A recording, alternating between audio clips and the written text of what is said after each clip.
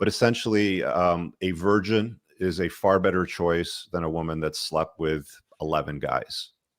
Okay, so Rich, I was thinking about which way I take this conversation. It was two questions I was going to ask you, but just based on what you said, I'm going to ask you my next question, which I've got here. Right now, I'm a Muslim, okay, and there is a philosopher who was quite prominent in the 11th and 12th century. His name was Al Ghazali. He was one of the early contributors to when Islam was in its golden age. And he, in his book, he states there are 8 qualities which render a conjugal life happy and which must be sought in the woman in order to assure the perpetuity of the marriage: Mhm. piety, good character, beauty, a small dowry, ability to bear children, virginity, good lineage, and she should not be a close relative. That makes sense. That's a very reasonable list. It's interesting because now, okay, so let me ask you the second question, right? On just on the back of that, right? If this is what is prescribed to be a high value woman, which is going to obviously, the whole idea of this is that, if you marry a woman with these sorts of intangibles, Mhm. then you're going to have more chance of success of a successful marriage, and then the children that you bear and the family that you raise, is going to be a success. But what about men, right? Why do these same elements not, why are they not prescribed to men? They haven't been in history. That's just a Mhm. fact, right? They haven't been prescribed in any Mhm. culture to men. But why is that the case? Well, men and women are different, aren't they? And I think that's one of the areas that culture and society gets wrong terribly today, is that they try to blur the lines as much as possible. They say men and women are equal, men and women are exactly the same. Whatever a man can do, a woman can do. And for some areas of life, that's true. A man can drive a car from point A to point B, and so can a woman. The man will probably park the car better at point B than the woman will, and that's just a reality of life. There's certain things that men and women are better at. Women are better at empathy. Women are far better at love and sympathy for things. They're more agreeable than men are. You know, Men are stronger. We've got a third or maybe 50% more upper body strength than women do. So we have strengths and weaknesses, and I don't know why society and culture keeps trying to perpetrate this lie that we're exactly the same when we're not. And one of the things that differs from men is uh, they can get away with sleeping with multiple women and still fall in love with a woman, commit to her for life, and raise a happy, healthy family just fine. But the same is not true for women. Promiscuity and sexual partners play a completely different role in a woman's life than a man does.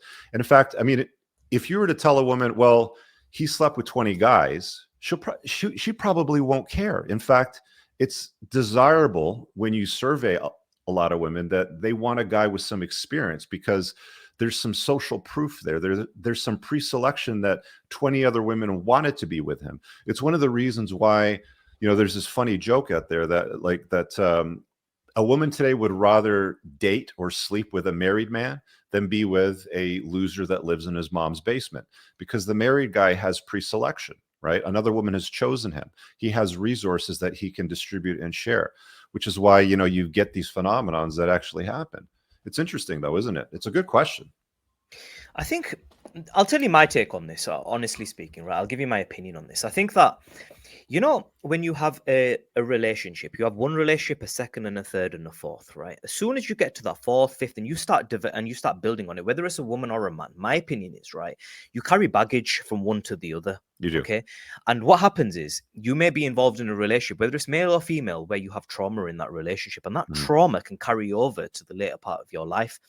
And then by the time you get with somebody, whether you are male or female, if you've had a high, and I don't think it's so much solely about the notch count, I think it's about the mental implication as well Mhm. that you have. So if you've had, if you have a person who's had 10 relationships, 15 relationships, long-term ones with damage in their relationships, and that person is in their 30s or 40s, a woman or a male, Mhm. I think you're gonna, the person who gets with that individual is gonna have to deal with a lot of problems and trauma.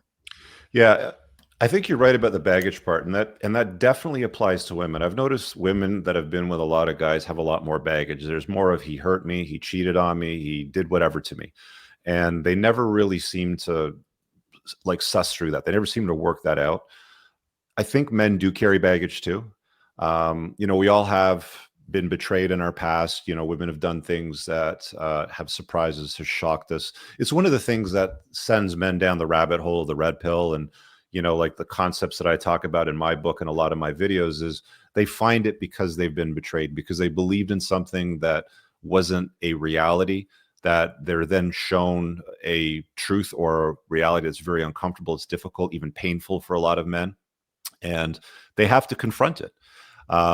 Men need to confront these realities. So I think guys that have done the work and they've confronted it, they come out better for it. But yeah, you're right. Men and women do carry baggage. It's just I see men dealing with the baggage better than women.